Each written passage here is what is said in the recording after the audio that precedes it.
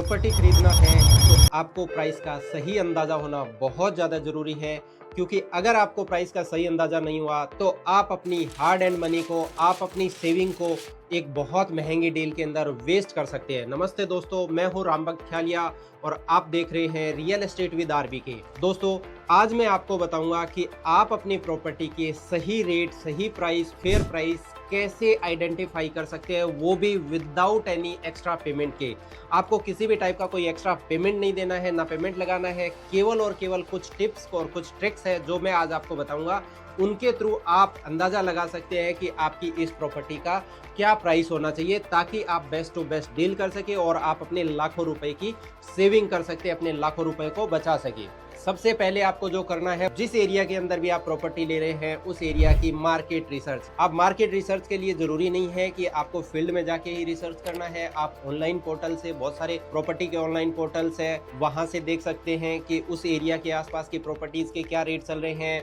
आपके बहुत सारे जो पेपर में एड्स आते हैं, उन प्रॉपर्टीज के एड्स पे आप खोल करके पता कर सकते हैं कि उस एरिया की प्रॉपर्टी के क्या रेट चल रहे हैं। इसके अलावा वहाँ के आसपास के एरिया के अंदर जो ब्रोकर्स, दलाल की दुकानें हैं, वहां पर जाके भी आप चेक कर सकते हैं कि उस एरिया के अंदर क्या प्राइस चल रहा है। अगर आपने ये छोटा सा काम किया तो आपको मोटा मोटी अंदाजा हो जाएगा कि इस प्रॉपर्टी का क्या रेट होना चाहिए। लेकिन केवल यही नहीं है, क्योंकि और भी बहुत सारे फैक्टर्स हैं जो प्रॉपर्टी के प्राइस को अप डाउन करते हैं। इसके अलावा अगर आपको जो चीज़ देखनी है वो देखना है कि अगर कोई भी प्रॉपर्टी ईस्ट फेसिंग की है तो उसका प्राइस कंपेरेटिव थोड़ा सा ज़्यादा होता है, और अगर साउथ फेसिंग की प्रॉपर्टी है तो वो उस एरिया के प्राइस से काफ़ी ज़्यादा लो रेट के अंदर होती है, क्योंकि बहुत सारे लोग ईस्ट को बहुत अच्छा मानते हैं और साउथ को थोड़ा सा डल नज़रिए से देखते हैं। दूसरा, जो आपकी प्रॉपर्टी है अगर वो मेन रोड पे है या मेन रोड फेसिंग है तो भी वो आपको जो डील है वो थोड़ी सी महंगी होगी। तो आप केवल और केवल इस चक्कर में उस डील को मत छोड़ देना कि भाई ये तो इस एरिया के प्राइस से महंगी आती है, क्योंकि अगर बड़ी रोड की प्रॉपर्टी है, अगर कोई भी प्लॉट आपको 30 फीट के रोड पे कम रेट में मिल रहा है तो वही प्लॉट आपको 100 फीट 80 फीट की रोड पे उससे 1.5 गुना या 2 गुना ज़्यादा रेट में मिल सकता है। हाँ, ये उसकी प्रॉपर्टी की प्राइस वहाँ पर सही है, आप ये चीज़ का अंदाज़ा लगा लीजिए।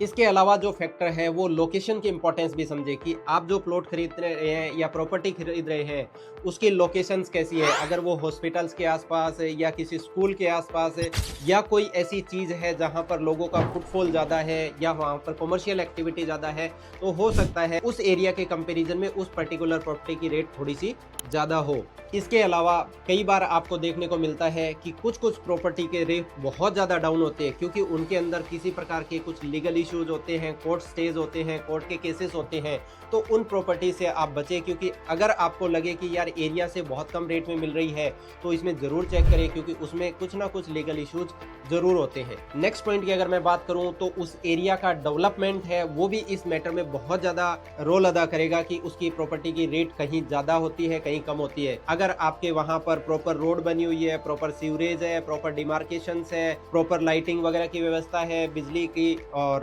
सारी चीज़ों की अगर प्रॉपर व्यवस्था है जहाँ पर आदमी आज ही जाके मकान बना सकता है, तो हो सकता है आजू बाजू वाली प्रॉपर्टी से उस पर्टिकुलर प्रोजेक्ट की या स्कीम की रेट थोड़ी सी ज्यादा हो। इसके अलावा अगर आप किसी बिल्डर या कॉलोनाइजर से प्लॉट खरीद रहे हैं या जमीन खरीद रहे हैं, तो हाँ, जो रेप्यूटेड बिल्डर होते हैं, जिनका थोड़ा सा नाम अच्छा होता है और जो ट्रस्टेड होते हैं, उनकी प्रॉपर्टी इट मे पॉसिबल थोड़ी सी मार्केट कंडीशंस के अलावा थोड़ी सी महंगी रेट में मिले, लेकिन आपको उस प्रॉपर्टी पे ही ज़्यादा बिलीव करना चाहिए, क्योंकि जो ट्रस्टेड बिल्डर होगा या जो ट्रस्टेड कॉलोनाइजर होगा वो अच्छी क्वालिटी देगा और आपकी डील की एंड तक गारंटी लेता है, लीगली क्लियर होगा। अगर आप कई बार कम रेट के चक्कर में कुछ अनअप्रूव्ड प्रॉपर्टी में चले जाते हैं तो हो सकता है आपको रेट तो थोड़ी सी सस्ती मिल जाए, लेकिन भविष्य में जाके आपके ऊपर बहुत सारे लीगल इश्यूज आ सकते हैं और आपकी पूरी की पूरी सेविंग उसमें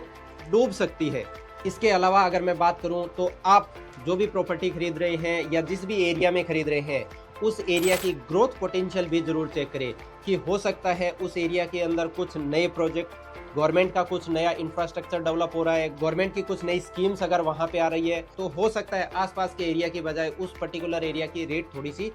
ज़्यादा हो या कम हो। ये चीज़ आपको चेक करना है उस लोकेशन को एनालिसिस करके। नेक्स्ट पॉइंट की अगर मैं बात करूं तो आपकी जो प्रॉपर्टी की एज है यानी कि जब आप कोई कंस्ट्रक्टेड प्रॉपर्टी लेते हैं तो कंस्ट्रक्टेड प्रॉपर्टी के अंदर आपको जरूर चेक करना है कि वो कितनी पुरानी है। जितनी ज्यादा पुरानी कंस्ट्रक्टेड प्रॉपर्टी होगी उसकी रेट उतनी ही कम होगी और न्यू प्रॉपर्टी की रेट थोड़ी सी ज्यादा होती है। दूसरी चीज, जो कंस्ट्रक्शन है उस कंस्ट्रक्शन की क्वालिटी भी जरूर चेक करें, क्योंकि बहुत सारे जो बिल्डर्स है वो आज के टाइम में क्वालिटी के अंदर बहुत ज्यादा कॉम्प्रोमाइज कर रहे हैं। तो आप कॉम्प्रोमाइज्ड क्वालिटी वाला बिल्डिंग बिल्कुल मत लीजिए, क्योंकि हो सकता है आज के टाइम में वो सस्ता मिले लेकिन आगे जाके आपके लिए वो बहुत बड़ा प्रॉब्लम क्रिएट कर देगा। नेक्स्ट पॉइंट की बात मैं करूं तो ये चीज़ रहेगी कि आप अपनी प्रॉपर्टी जो ले रहे हैं उस प्रॉपर्टी के आसपास की एमिनिटीज जरूर चेक करें।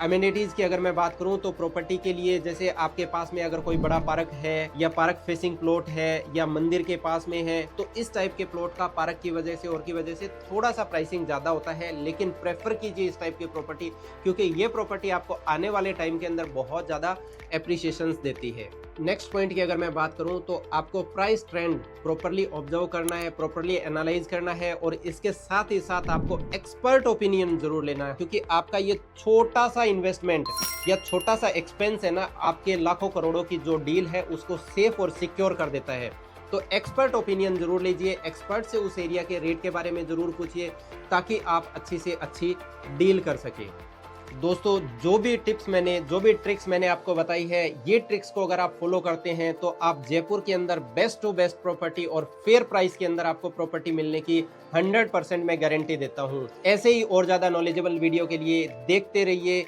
रियल एस्टेट विद आरबी के। नमस्कार, थैंक यू, जय हिंद।